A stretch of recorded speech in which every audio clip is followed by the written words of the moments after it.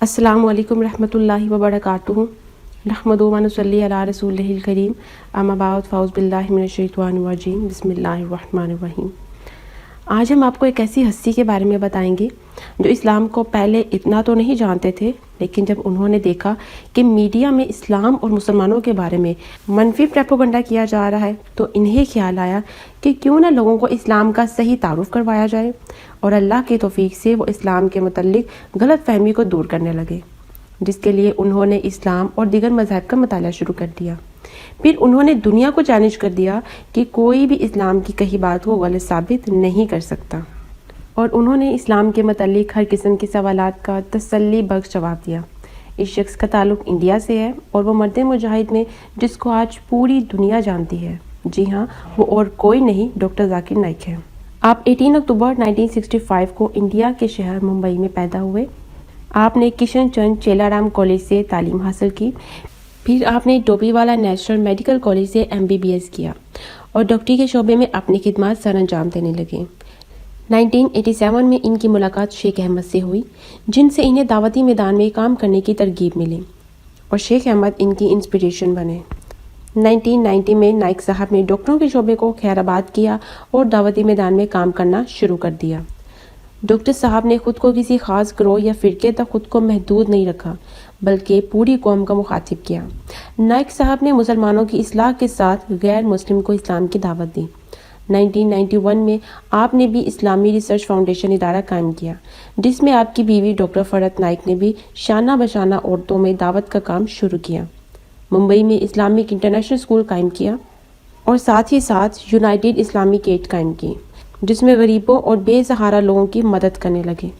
Doctor صاحب نے ایک ٹی وی چینل بنایا جس کا نام پیس ٹی وی نیٹ ورک رکھا، اور آپ کو اس میں کامیابی ملی اور بڑی تعداد میں لوگ آپ کے ہاتھ پر اسلام قبول کرنے لگے، جس کی وجہ سے دیگر مذاہب کے لوگوں نے آپ کے خلاف سازشیں کرنا شروع کر دی۔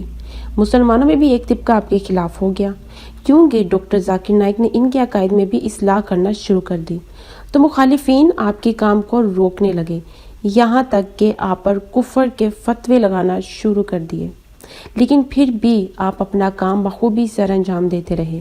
آپ نے اپنی پہلی ڈیبیٹ تسلیمہ نسرین کے ساتھ ہوئی۔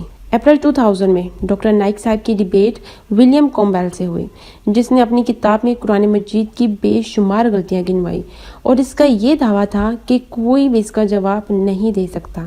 لیکن اللہ کا شکر ہے کہ ڈاکٹر صاحب نے ان کے ملک جا کر ہزاروں لوگوں کے مجمع میں نہ صرف ان کی غلط فہمیوں کا ازالہ کیا، بلکہ موجودہ بائبل میں بے شمار خامیاں گنوائی، جس کا اس سے کوئی جواب نہ بن پڑا، اور اس کرسچن ڈیبیٹر نے اپنی شکست کا سر انجام اعتراف کیا، جس کو پوری دنیا نے دیکھا۔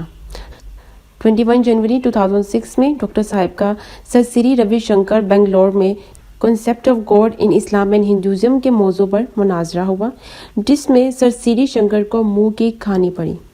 فروری 2011 میں ڈاکٹر صاحب نے آکسفورڈ یونین سے خطاب کیا۔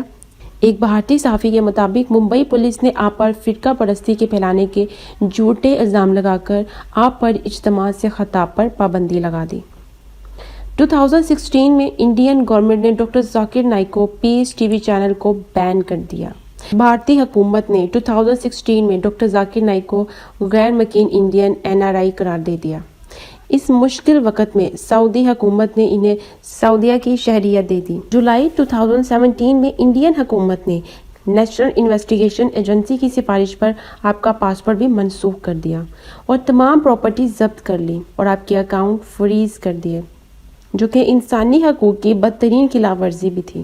ڈاکٹر صاحب پھر ملیشیا چلے گئے، وہاں پر بھی ملیشیا کی حکومت نے انہیں ملیشیا کی شہریت دے دی، اور ڈاکٹر صاحب اب تک ملیشیا میں ہی مقیم ہیں اور وہاں پر ہی دعوت و تبلیغ کا کام سر انجام دے رہے ہیں۔ BBC نے ڈاکٹر ذاکر نائک سے انٹرویو کی درخواست کی تو آپ نے یہ کہہ کر منع کر دیا کہ مجھے BBC پر اعتماد نہیں۔ در حقیقت ڈاکٹر ذاکر نائک کا جرم یہ ہے کہ ان کا کوئی جرم نہیں۔ تو یہ تھی ہماری آج کی ویڈیو آپ کے لیے۔ اللہ تعالی ہم سب کو اپنے حفظ و ایمان میں رکھے۔ السلام علیکم رحمۃ اللہ وبرکاتہ۔